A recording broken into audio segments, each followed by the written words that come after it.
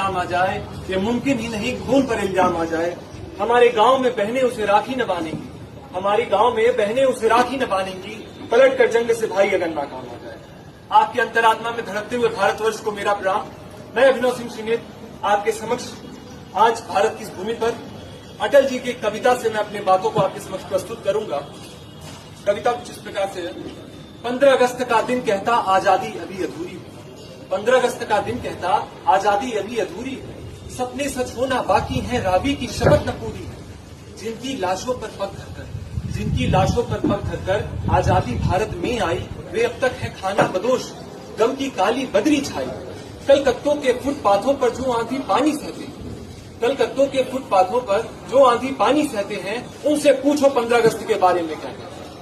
हिंदू के नाते यदि उनका दुख सुनते तुम्हें लाज आती हो, तो सीमा के उस पार चलो, सभ्यता जहां कुछ ली जाती है, इंसान जहां बेचा जाता, ईमान खरीदा जाता है, इस्लाम सिस्कियां भरता है, डॉलर मन में मुस्काता है। भूखों को गोली, नंगों को हथियार पहनाए जाते हैं, सूखे कंठों से जिहादी नारे लगवाए जाते हैं। लाहौर, कराची, ढाका पर है मातम की काली छाया, पख्तून पर, गिलगित पर है गमगीन गुलामी का साया।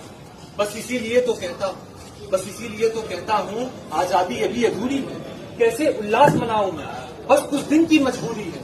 दिन दून नहीं खंडित भारत को पुनः अखंड बनाएंगे, दिन दून नहीं खंडित भारत को पुनः अखंड बनाएंगे, गिलगित से गारो पर्वत तक आजादी जश्न मनाएंगे। उस स्वर्ण दिवस के लिए आज से कमर कसें, बलिदान करें, जो पाया उसमें खो न जाए, जो खोया उसका ध्यान करें।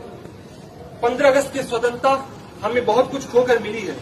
दुख होता है कि आज भी हमारे देश में आतंकवादी धर्म पूछकर सीने में गोली मार देते हैं, और कुछ विद्वान लोग इनके बचाव में कहते भी हैं कि आतंकवादियों का कोई मजहब नहीं होता, कोई धर्म नहीं। मैं मानता बात सच है, बस मैं उनसे यही पूछना चाहता हूं, क्या मरने के लिए हिंदू होना ही जरूरी है।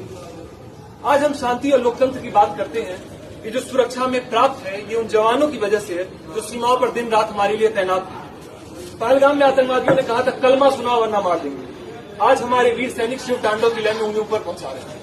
गर्व होता है हमें देखकर, हमारे पूर्वजों ने रणभूमि में अपने शीश कटाए हैं पर कभी पीठ नहीं दिखाई। हमें पहचानना होगा कि हमारा असली शत्रु कौन है। आज हम देशभक्ति की बात करते हैं, राष्ट्र प्रेम की बात करते हैं। देशभक्ति किसे कहते हैं उसका एक बहुत अच्छा उदाहरण हमें इतिहास में देखने को मिलता है।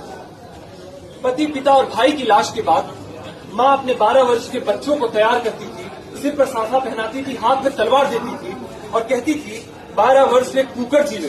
12 वर्ष के कूकर का अर्थ है यहाँ स्वान, कुत्ता। 12 वर्ष के कूकर जीवे और 16 रे जिए सियार, बरस 18 छत्री जीवे, ज्यादा जीवे तो नहीं।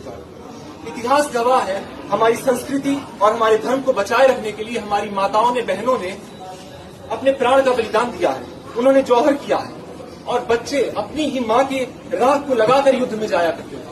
इतना बड़ा बलिदान, इतना बड़ा त्याग किसी और राष्ट्र के इतिहास में आपको देखने को नहीं मिलेगा। अगर शांति से विजय संभव होती तो महाभारत कभी ना होता।